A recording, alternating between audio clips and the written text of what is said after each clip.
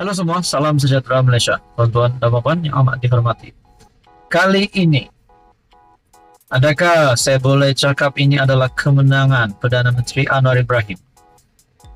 Sudah hampir, belum hampir berapa tahun, setahun lebih Anwar Ibrahim menjadi Perdana Menteri. Kerajaan Perpaduan, Kerajaan Madani ditubuhkan.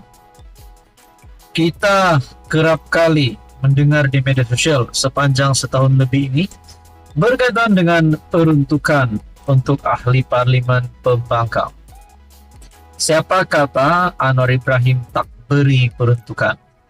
Cuma saja Anwar Ibrahim sebagai Perdana Menteri mahu kepimpinan pembangkang berunding.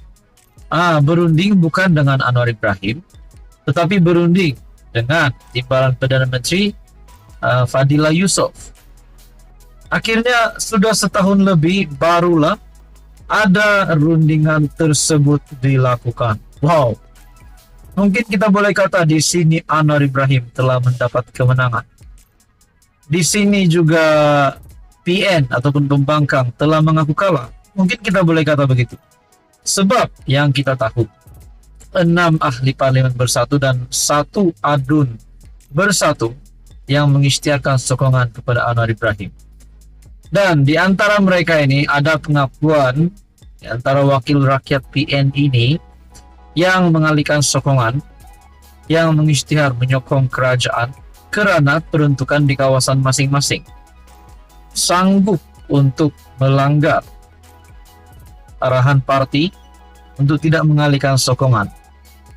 Melanggar arahan parti dan akhirnya bersatu membuat pindaan. Apabila ROS telah meluluskan pindaan perlembagaan bersatu, disahkan oleh Ketua Penerangan Bersatu bahawa 7 wakil rakyat PN digugurkan. Nah, tuan-tuan dan puan yang menghormati, saya boleh kata berbalik kepada peruntukan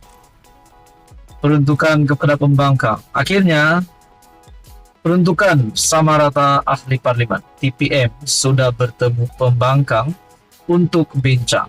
Maksudnya Fadillah Yusof sudah bertemu dengan kepimpinan pembangkang untuk berbincang berkaitan dengan peruntukan. Timbalan Perdana Menteri Fadillah Yusof telah bertemu dengan Ketua WIP Perikatan Nasional Taqiyuddin Hassan untuk membincangkan peruntukan sama rata bagi ahli parlimen pembangkang. Fadillah berkata, beliau meminta Taqiyuddin merangka cadangan supaya rundingan dapat diadakan dalam masa terdekat. Taqiyuddin diminta membuat cadangan itu dalam hitam putih. Barulah kerajaan akan mulakan rundingan, kata Fadillah. Kemudian kita akan lihat dari skop apa yang kita boleh kerjasama dalam rangka kerja pakatan dua pihak antara kerajaan dan pembangkang. Katanya, lapor The Borneo Post. Sama seperti apa yang berlaku dalam kerajaan sebelum ini, di mana terdapat MOU, katanya, merujuk kepada memorandum persefahaman yang dimeterai antara PH ketika itu pembangkang dengan Perdana Menteri Ismail Sabri Yaakob. Fadillah juga berkata, tiada tempoh masa diberikan kepada pembangkang untuk mengemukakan cadangan mereka. PN baru-baru ini menamakan 3 wakil, yaitu Ketua Pembangkang Hamzah Zainuddin, Taqiyuddin dan ahli parlimen Putrajaya Razi Jidin yang akan berbincang dengan Fadillah tentang pendanaan bagi ahli parlimen pembangkang. Keputusan untuk mengadakan perbincangan dengan Fadillah susulan persetujuan Anwar Ibrahim. Semua ahli parlimen harus menerima pembiayaan sama rata tanpa mengira kecenderungan politik mereka. Nah, saudara-saudara, apa komen Anda berkaitan dengan isu ini? Sekian saja, teruskan bersama di dalam channel ini. Halo semua, salam sejahtera Malaysia. Selamat datang ke channel Fels Lifestyle. Terima kasih kerana masih setia bersama di dalam channel ini.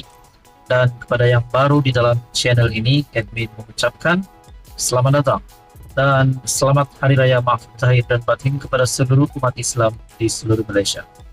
Tuan-tuan dan puan yang amat dihormati, baru-baru ini kita dikejutkan dengan satu insiden yang mencemaskan, satu insiden yang berbahaya, Yang pasti saya percaya Anda juga sudah mengetahui berkaitan dengan insiden ataupun kejadian tembakan di KLIA. Nah, ini ada satu pendedahan daripada Ketua Polis Negara yang pasti menggemparkan ramai.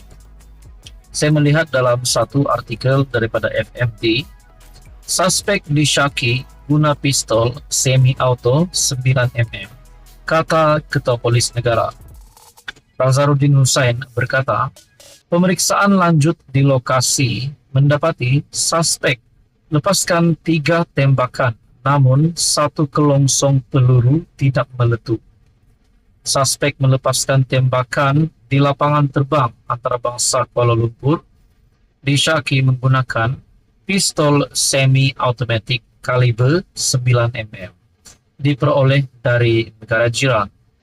Ketua Polis Negara Razarudin Hussain berkata, pemeriksaan di lokasi kejadian menemukan 3 kelongsong peluru dengan 1 daripadanya tidak meletup, 1 daripadanya belum meletup. Suspek memiliki senjata itu secara haram dan dipercayai diperoleh dari negara jiran. Bagaimanapun, siasatan masih dilakukan pihak kita, yaitu pihak polis, katanya kepada utusan Malaysia. Terdahulu, Ketua Polis Selangor, Hussein Omar Khan, dilaporkan berkata, seorang pengawal pribadi cedera parah selepas terkena 1 daripada 2 das tembakan dilepaskan suspek di Balai Ketibaan KLIA kira-kira 1.30 pagi tadi. Katanya, siasatan lanjut mendapati suspek sebenarnya mahu melepaskan tembakan ke arah isterinya yang dipercayai sedang menunggu kepulangan jemaah umrah. Beliau berkata, suspek dipercayai sudah melarikan diri ke utara. Dalam kejadian awal pagi tadi, katanya suspek pada mulanya melempar mercun hingga mencederakan 2 orang awam sebelum menghampiri mangsa yang diiringi 2 pengawal pribadi dan melepaskan 2 tembakan pada jarak 3 meter hingga 4 meter. Menurutnya, pengawal pribadi yang terkena tembakan di perut itu kini dalam keadaan kritikal. Kes disiasat mengikut Seksyen 307 kerana cubaan membunuh serta akta senjata api. Nah, saudara-saudara, ini pasti satu lagi pendedahan yang mengejutkan. Semoga kita semua dijauhi dari segala malapetaka. Nah, saudara-saudara, tuan-tuan, apa komen Anda? Sekian saja, teruskan bersama di dalam channel ini untuk info yang seterusnya.